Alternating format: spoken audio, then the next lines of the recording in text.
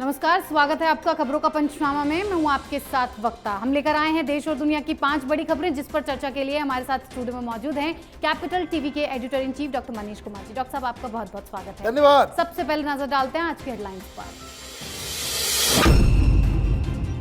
ज्ञानवापी मस्जिद के 50% हिस्से का सर्वे हुआ पूरा। 4 तहखाने खोलकर हुई वीडियोग्राफी। हिंदू पक्ष ने कहा कल्पना से बहुत कुछ ज्यादा मिला। नवनीत राणा का दिल्ली में शक्ति प्रदर्शन। सीएम ठाकरे को दी चुनौती, हिम्मत है तो औरंगजेब की कब्र पर फूल चढ़ाने वाले के दांत तोड़कर दिखाएं। चिंतन शिविर के बीच कांग्रेस पार्टी को झटका। पंजाब कांग्रेस के पूर्व अध्यक्ष सुनील जाखड़ ने पार्टी से किया किनारा। नवाब मलिक को मुंबई कोर्ट से फिर झटका। मेडिकल आधार पर भी नहीं मिली जमानत, लेकिन प्राइवेट हॉस्पिटल में इलाज की मिली इजाजत। इमरान खान ने नई सरकार के खिलाफ शुरू किया जिहाद। पाकिस्तान संसद में बैठे लोगों को बताया अपराधी और भ्रष्ट।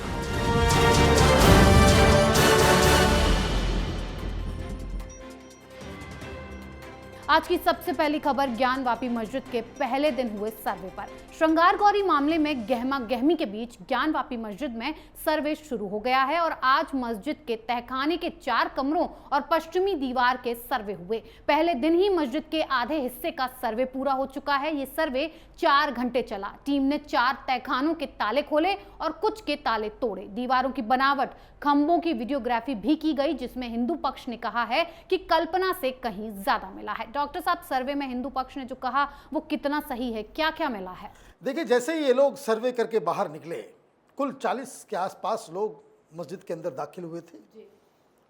और आज कोई विरोध प्रदर्शन नहीं था, क्योंकि कोर्ट की फटकार थी योगी सरकार को कि ये विरोध प्रदर्शन बिल्कुल नहीं होना चाहिए, कोर्ट के आदेश से ये सर्वे हो रहा है।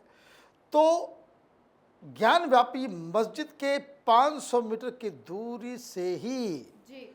वहाँ दुकानें बंद, सब कुछ बंद, कोई आदमी वहाँ पे ताक झाँक भी नहीं कर सकता था। अब जब ये लोग अंदर गए तो परिसर का मुआयना किया। 8 तहखाने हैं जी। 4 खोले गए और अंदर ऐसे ऐसे सबूत मिले कि जो हिंदू पक्ष जैसे ही सर्वे करके बाहर निकला, विक्ट्री साइन दिखाते हुए निकले ये लोग जी। मतलब बिल्कुल साफ है कि वहाँ जो दावा किया जा रहा था हिंदू पक्षों के द्वारा, वो वहाँ पे प्राप्त हो चुका है। अब जैसे ये सारी खबरें आई, ओवैसी साहब कूद गए। ओवैसी साहब कह रहे हैं कि देखिए, एक मस्जिद हमने गंवा दी है अयोध्या में, अब दूसरी मस्जिद नहीं गंवा सकते। अरे भाई, अंदर से कलश निकल रहे हैं, अंदर से देवी देवताओं की मूर्ति निकल रही है, वहाँ शिवलिंग निकल रहा है, उसके बाद भी ये हट, ये जिद। बात बहुत ही सिंपल है कि हिंदू पक्ष की तरफ से जो दलील दी जा रही है, उसके साक्ष्य ज्ञानवापी मस्जिद के अंदर मौजूद है और इसीलिए ये केस ऐसा साफ साफ लग रहा है वो हिंदू पक्ष के फेवर में जाता हुआ दिख रहा है। जी डॉक्टर साहब, एक तरफ वाराणसी की ज्ञानवापी मस्जिद का सर्वे जोरों पर है, तो वहीं नवनीत राणा ने भी उद्धव ठाकरे को जमकर घेरा है। नवनीत राणा ने आज दिल्ली के 5000 साल पुराने पांडवकालीन हनुमान मंदिर में हनुमान चालीसा का पाठ किया और महाआरती की। घर से मंदिर तक चलकर एक बड़ी रैली निकालते हुए कहा कि हिम्मत है तो औरंगजेब की कब्र पर फूल चढ़ाने वाले के दांत तोड़कर दिखाएं और अपनी सभा की शुरुआत हनुमान चालीसा से करें, तब हम समझेंगे कि कम से कम 1% हिंदुत्व उनमें बचा हुआ है। डॉक्टर साहब, नवनीत राणा की ये चुनौती उद्धव ठाकरे स्वीकार कर पाएंगे? देखिए, नवनीत राणा बहुत ही पॉलिटिकली मैच्योर्ड मूव्स ले रही हैं। आज अचानक से दिल्ली के प्राचीन हनुमान मंदिर कनॉट प्लेस पे जो है, वहाँ जाकर के वो रैली लेकर के जाती हैं, वहाँ हनुमान चालीसा पढ़ती हैं। तो ये क्यों किया गया? वो इसलिए क्योंकि शाम में उद्धव ठाकरे मुंबई में बहुत बड़ी रैली कर रहे हैं जी।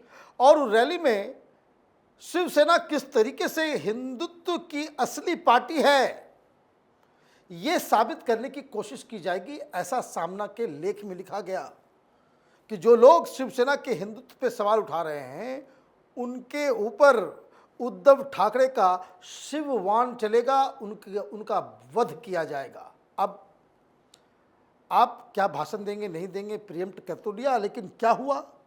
राजनीति का खेल तो यही है कि आपने पूरा का पूरा लाइमलाइट जो है आपने ले लिया। हर चैनल पे वो लाइव नजर आ रही थी। उद्धव ठाकरे के ऊपर सीधा सीधा हमला। उन्होंने कह दिया भाई औरंगजेब के कब्र के ऊपर जो फूल चढ़ा रहे हैं, चादर चढ़ा रहे हैं, वो ओवैसी के छोटे भाई अकबरुद्दीन ओवैसी, उसके खिलाफ अब तक तो आपने कुछ बयान नहीं दिया। उनके दांत तोड़ के दिखाओ, तब तो बात समझ में आए कि भाई हिंदुत्व हो। औरंगजेब का मसला ये भी इंपॉर्टेंट है कि आप समझिए कि छत्रपति शिवाजी महाराज वो औरंगजेब से ही लड़ते रहे।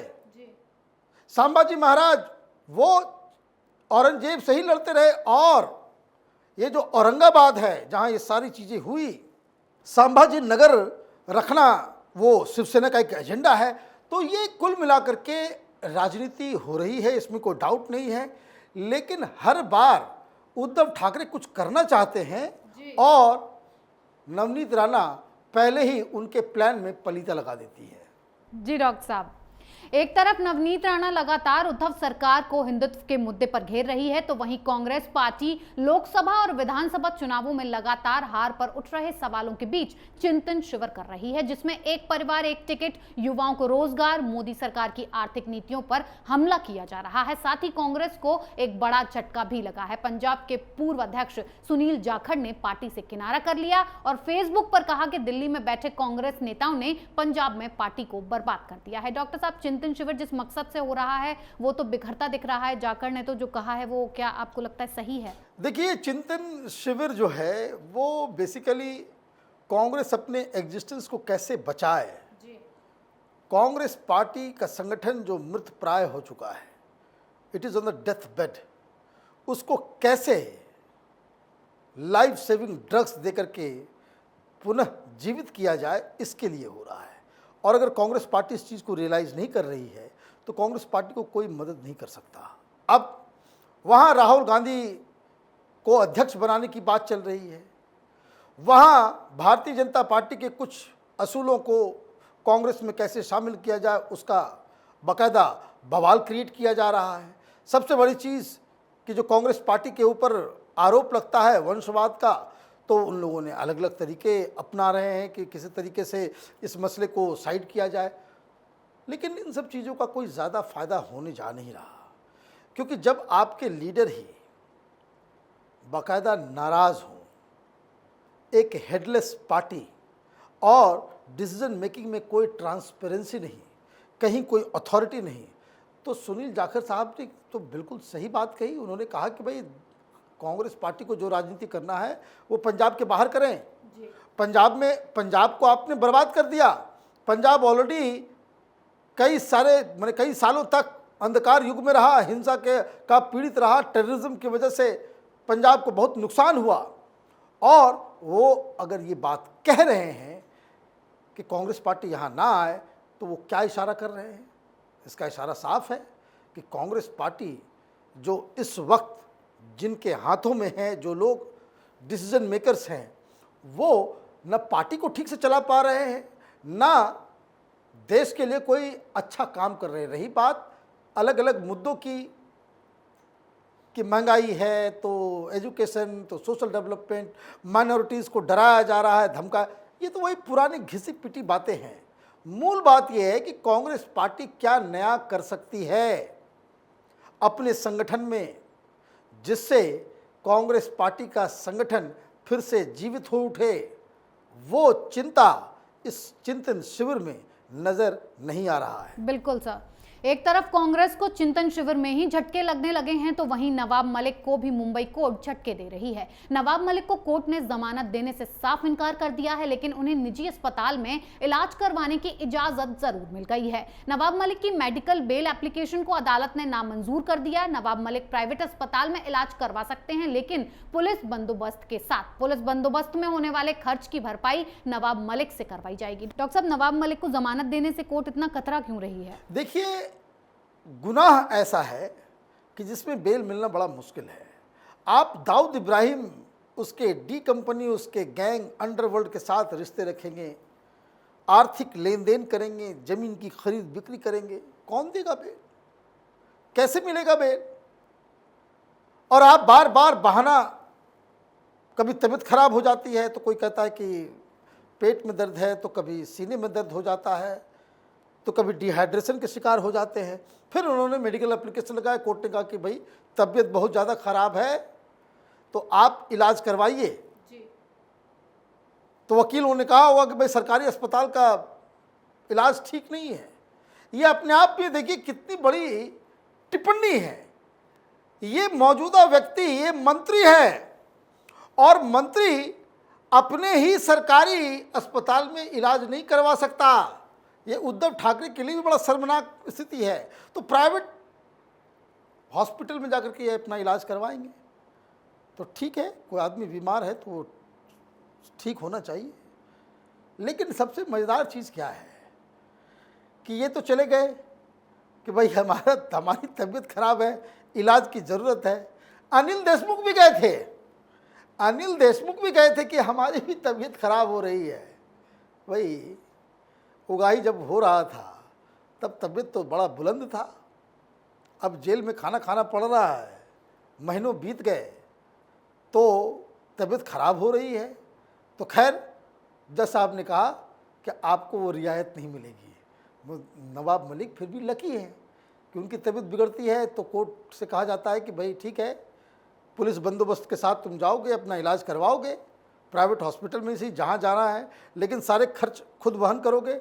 लेकिन ये सहूलियत अनिल देशमुख के लिए नहीं है। ये तो अनिल देशमुख के साथ बड़ी नाइंसाफ़ी हो गई। जी डॉक्टर साहब, इमरान खान जब से पाकिस्तान की सत्ता से बेदखल हुए हैं तब से नई सरकार पर आरोप मढ़ते जा रहे हैं। कभी कहते हैं कि नई सरकार उन्हें गिरफ्तार करना चाहती है, कभी कहते हैं कि पाक संसद में बैठे लोग अपराधी हैं। पाकिस्तान कैसे प्रगति करेगा अगर भ्रष्ट लोग देश चलाएंगे? प्रधानमंत्री शहबाज शरीफ को झूठे परिवार वाला शख्स कहा है। साथ ही नई सरकार के खिलाफ जो अभियान शुरू किया है वो इमरान खान जिहाद बता रहे हैं। डॉक्टर साहब, इमरान खान संसद के लोगों को अपराधी और भ्रष्ट बता रहे हैं और खुद जिहाद करने निकल पड़े हैं। देखिए, मैं बार बार कहता हूं, ये इमरान खान पाकिस्तान का केजरीवाल है। क्या क्या बोल रहा है वो समझ में नहीं आ रहा। अभी अचानक आज मैंने देखा कि वो आह्वान कर रहा है कि पाकिस्तान को आज़ादी दिलानी है। भाई पाकिस्तान आज़ाद मुल्क नहीं था, प्रधानमंत्री तुम किस बात के लिए थे? ये ठीक वैसा ही बंडलबाज जो हिंदुस्तान में है नटवर लाल, आज़ादी की दूसरी लड़ाई यही कहता था ना कि ये आज़ादी की दूसरी लड़ाई है और ये जो है भगत सिंह बनना चाह रहा था। तो ये सब फ्रॉड किस्म के नेता हैं, पब्लिक को बेवकूफ़ बनाने के लिए सारा कुछ कर रहे हैं। जितनी चोरी हुई है, जितना भ्रष्टाचार हुआ है, इमरान खान को उसका हिसाब किताब देना चाहिए। उनकी पत्नी की दोस्त किस तरह से ट्रांसफ़र पोस्टिंग में पैसे खा रही थी, उसका हिसाब किताब देना चाहिए। उनको ये हिसाब किताब देना चाहिए कि भाई चुनाव के दौरान तुमने विदेशी फंड से चुनाव तुम लड़ते हो और देश में आज़ादी की लड़ाई लॉन्च कर रहे हो और उसका नाम जिहाद रख रहे हो। चारों तरफ से इमरान खान की खिल्ली उड़ रही है। लेकिन इमरान की स्ट्रेटजी क्या है? इमरान खान पाकिस्तान को जला देना चाहते हैं, चाहे इसके लिए कुछ भी करना पड़ जाए। वो चाहते हैं कि इतना ज़्यादा उपद्रव करो कि जल्द से जल्द चुनाव हो जाए। और इसलिए जहाँ जहाँ रैली कर रहे हैं, अब आर्मी वाले भी नाराज़ हो रहे हैं। जहाँ जहाँ ये जाते हैं, जहाँ जहाँ वो टेंट वेंट लगता है, बस उनको पकड़ धकड़ करके जेल के अंदर डाल दिया जा रहा है। अभी 1 साल बाकी है। सरकार ने कहा है कि ये टेन्योर पूरा होगा तब जाकर के चुनाव होंगे, क्योंकि चुनाव कराने के लिए भी पैसे नहीं पाकिस्तान के पास। कहाँ से लाएगा पैसा? तो उसमें भी खर्च होते हैं। तो वो इमरान खान की स्ट्रेटजी ये है कि अभी चूंकि तुरंत ताज़ा है पूरा मसला कि आपको सरकार से निकाला गया है, तो एक सिंपैथी इमरान खान के साथ ज़रूर है। लेकिन जैसे जैसे समय बीतता जाएगा तो इनके काले चिट्ठे, काले कारनामे भी दुनिया के सामने आएंगे। और दूसरा, ये जो सिंपैथी का जो अभी वेव है वो भी बहुत कमज़ोर हो जाएगा। तो राजनीति चल रही है, लेकिन राजनीति अपनी जगह पे है। एक मुल्क का प्रधानमंत्री, एक्स प्राइम मिनिस्टर ये कहे कि मुल्क आज़ादी नहीं है, तो ये तो बहुत ही शर्मनाक डिस्कोर्स है। जी डॉक्टर साहब, बहुत बहुत धन्यवाद इतनी जानकारी के लिए। धन्यवाद। खबरों का पंचनामा में आज के लिए इतना ही। देश विदेश की बाकी खबरों और उनके सटीक एनालिसिस के लिए देखते रहिए कैपिटल टीवी। हमें लाइक कीजिए, शेयर कीजिए और कैपिटल टीवी को सब्सक्राइब कीजिए। नमस्कार।